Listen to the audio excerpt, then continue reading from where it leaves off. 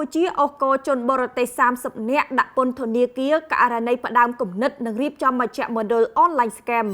ជនបរទេសចំនួន30នាក់ដែលភាគច្រើនជាជនជាតិចិនត្រូវបានសាលាដំបងខេត្តព្រះសីហនុសម្រេចឃុំខ្លួនក្នុងពន្ធនាគារពាក់ព័ន្ធការផ្ដាំគំនិតនិងរៀបចំមជ្ឈមណ្ឌលអនឡាញស្កេមដែលប្រព្រឹត្តនៅចំណុចកាស៊ីណូជីនយូមែនតាំងសង្កាត់លេខ4ក្រុងព្រះសីហនុកាលពីកំឡុងឆ្នាំ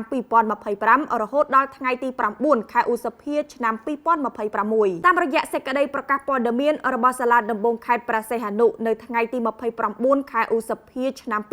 2026បានគូបញ្ជាក់ថាកាលពីពេលកន្លងទៅស្ថាប័នអាយកាបានចាត់ការលើសំណុំរឿងរៀបចំឬដឹកនាំមជ្ឈមណ្ឌលឆបោកតាមប្រព័ន្ធបច្ចេកវិទ្យាផ្ដើមគំនិតក្នុងអំពើឆបោកតាមប្រព័ន្ធបច្ចេកវិទ្យាដោយមានការរៀបចំជាក្រុមមានការចាត់តាំងនិងសម្អាតប្រាក់មានជនត្រូវចោទចំនួន30នាក់ដែលបទល្មើសមានចែងឲ្យផ្ដន្ទាទោសតាមបញ្ញត្តិមាត្រា6មាត្រា5កថាខណ្ឌ1កថាខណ្ឌ3ចំណុចទី1មាត្រា9និងមាត្រា13នៃច្បាប់ស្តីពីការប្រឆាំងការឆបោកតាមប្រព័ន្ធបច្ចេកវិទ្យានិងមាត្រា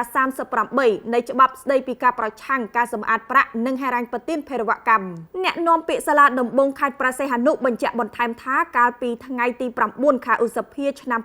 2026វេលាម៉ោង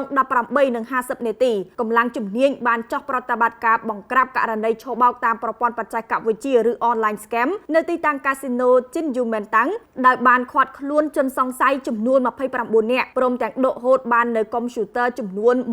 1345គ្រឿងទូរស័ព្ទដៃចំនួន466គ្រឿងនិងរថយន្តចំនួន7គ្រឿងបន្ទាប់ពីសួរយកចម្លើយនិងពិនិត្យភស្តុតាងចៅក្រមស៊ើបសួរសម្រាប់ឃុំខ្លួនបណ្ដោះអាសន្នលើជនត្រូវចោទខាងលើដើម្បីបន្តការស៊ើបសួរតាមនីតិវិធីដែលឡែកបពួកដែលកំពុងកិច្ចខ្លួនចៅក្រមស៊ើបសួរនឹងមានចំណាត់ការបន្តទៅតាមនីតិវិធីចំពោះមនុស្ស4នាក់ផ្សេងទៀតដែលកំពុងរត់កិច្ចខ្លួនរួមមានទី1ឈ្មោះកូជូឈិនទី2ឈ្មោះឈិនចៅទី3ឈ្មោះចានសុកភីងនិងទី4លីជីមីង